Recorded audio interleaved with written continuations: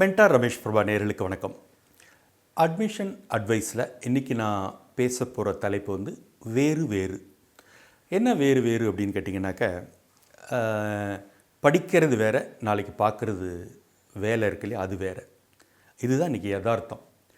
நம்ம யங்ஸ்டர்ஸ்கிட்ட இருக்கிற ஒரு பெரிய சிக்கல் என்னன்னாக்கா, டைரக்டாக இதை கரியருக்கு படிக்கிறத பொருத்தி பார்த்துட்டு அது நடக்கலை அப்படின்ன உடனே டிஸப்பாயிண்ட் ஆகிறாங்க. அதாவது நிறைய இடங்களில் பார்த்திங்கன்னா, நான் கோர் படிச்சுட்டு கோர் கம்பெனியை ட்ரை பண்ணேன், பட் கோர் எனக்கு கிடைக்கல அப்படிம்பாங்க. ஒரே ஒரு விஷயம் புரிஞ்சுங்க, எல்லாமே ஒரு பாயிண்ட் ஆஃப் எலிவேஷன். ஒரு படிக்கிறோம், அந்த படிக்கிறதுலேருந்து ஒரு வேலை கிடைக்குது, வேலையிலேருந்து அடுத்த நிலைக்கு உயர்றோம்.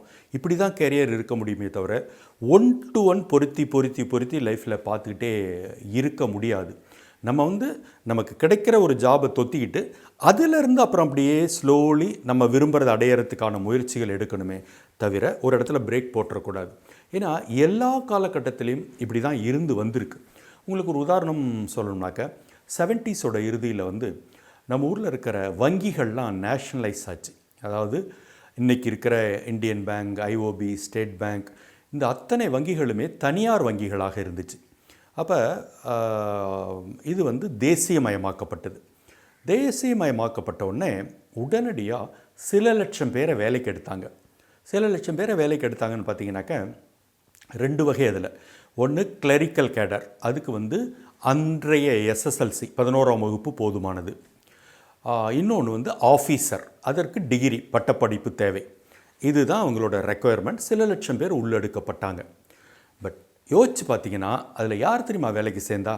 அந்த 11ஆம் வகுப்பு எஸ்எஸ்எல்சி தேவைன்னு சொல்லப்பட்ட அந்த கிளரிக்கல் பதவியில் சேர்ந்தவர்கள் எம்எஸ்சி கெமிஸ்ட்ரியும், எம்ஏ எக்கனாமிக்ஸும், எம்ஏ ஹிஸ்ட்ரியும், எம்காமும் தான் அதில் உள்ளே போனாங்க. அப்போ யோசிச்சு பாருங்கள், அன்றைக்கி அவங்க ஆஃப்டர் ஆல் ஒரு எஸ்எஸ்எல்சி கேட்குற ஒரு இதுக்கு போயிட்டு நம்ம போஸ்ட் கிராஜுவேட் படிச்சுட்டு அப்ளை பண்ணுறதா அப்படின்னு யாருமே நினைக்கல.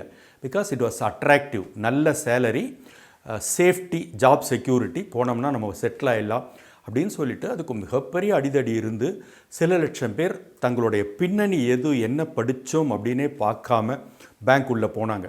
இன்றைக்கி அந்த மாதிரி அவர்கள் போனதால தான் இன்றைக்கி ஒரு தலைமுறையே வெளியில் அடுத்த தலைமுறை படித்த தலைமுறையாகவும் வசதியான தலைமுறையாகவும் வர முடிஞ்சுது. அவங்க இல்லை நான் எனக்கு இது டைரெக்டாக ரிலேட்டட் இல்லைன்னு வீட்டில் உட்காந்துருந்தாங்கன்னா இந்த ப்ராக்ரஸ் இருக்காது.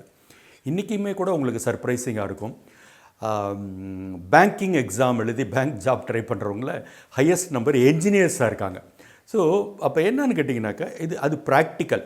எனக்கு இது பிடிச்சிருக்கு, இதில் நல்ல சேலரி இருக்குது, இதில் ஆப்பர்ச்சுனிட்டிஸ் இருக்குது அப்படிங்கிறத பார்த்து நம்ம ஒரு ஜாபில் தொத்திக்கிட்டு அங்கேருந்து நம்ம மாறுறதுக்கோ வளர்கிறதுக்கோ முயற்சி பண்ண வேணுமே தவிர, இங்கேயே உட்காந்துக்கிட்டு நான் படித்ததுக்கு நேரடியாக ஜாப் இல்லை, நான் படித்ததுக்கு நேரடியாக ஜாப் இல்லைன்னு சொன்னால் அது ஒரு தடையாகவே அமைஞ்சிரும். ஸோ படிப்பு வேறு, வேலை வேறு அப்படிங்கிறதான் யதார்த்தம். இந்த வீடியோ பயனுள்ளது நினச்சின்னா உங்கள் நண்பர்களுக்கு ஷேர் பண்ணுங்கள், அவர்களும் பார்த்து பயனடையட்டும். மற்றபடி மென்டார் ரமேஷ் பிரபா இதுவரை சப்ஸ்கிரைப் இல்லையா? இப்போ பண்ணுங்கள். நன்றி, வணக்கம்.